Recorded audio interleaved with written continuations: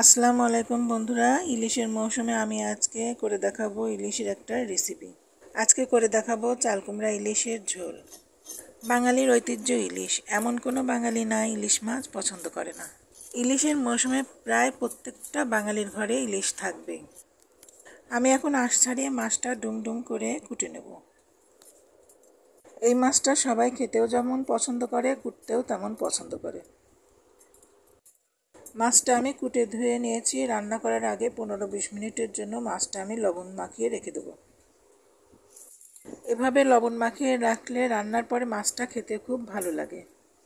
মাছের মধ্যে লবণটা খুব সুন্দরভাবে ঢুকে যাবে।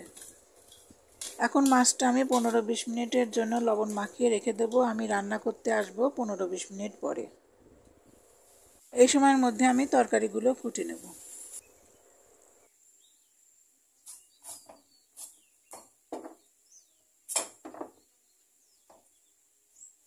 মাছ রান্না করার জন্য আমি চাল কুমড়াটা এখন ডুম করে কেটে নেব। চুলায় একটা কড়াই বসিয়ে দেব। তেলটা গরম হয়ে গেলে পেঁয়াজ আর কাঁচামরিচটা আমি ভেজে নেব। কাঁচামরিচের সুন্দর একটা ফ্লেভারের জন্য আমি কাঁচামরিচটা তেলের উপর ভেজে নেব।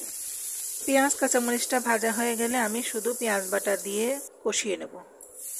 এই মাছে আমি আদা জিরা বাটা দেবো না, তাতে এই মাছের মিষ্টি গন্ধটা নষ্ট হয়ে যাবে। খুব সামান্য পরিমাণ মশলা দিয়ে আমি ইলিশ মাছটা রান্না করব। দিয়ে দেবো 1/2 চামচ হলুদের গুঁড়ো, 1 চামচ মরিচের গুঁড়ো, 1 চামচ লবণ। মশলাটা কষানো হয়ে গেলে আমি মাছগুলো ভালো করে কষিয়ে নেব।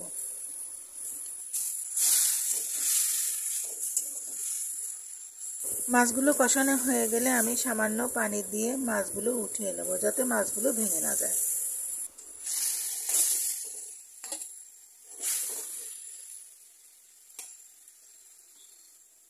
মাছ কষানো মশলার মধ্যে আমি কুমড়োগুলো দিয়ে কুমড়োগুলো ভালো করে কষিয়ে নেব।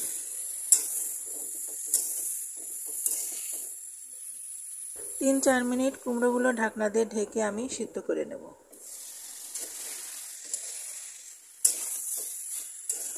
কিছুক্ষণ নেড়েচেড়ে কষিয়ে আমি পরিমাণ মতো ঝোলের পানি দিয়ে দেবো।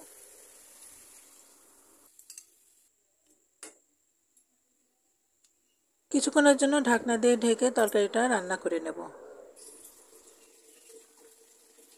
ঢাকনাটা খুলে ঝোলটা কিছুটা শুকিয়ে নেব। এখন কষিয়ে রাখা মাছগুলো দিয়ে আমি চেপে তরকারির মধ্যে বসিয়ে দেব।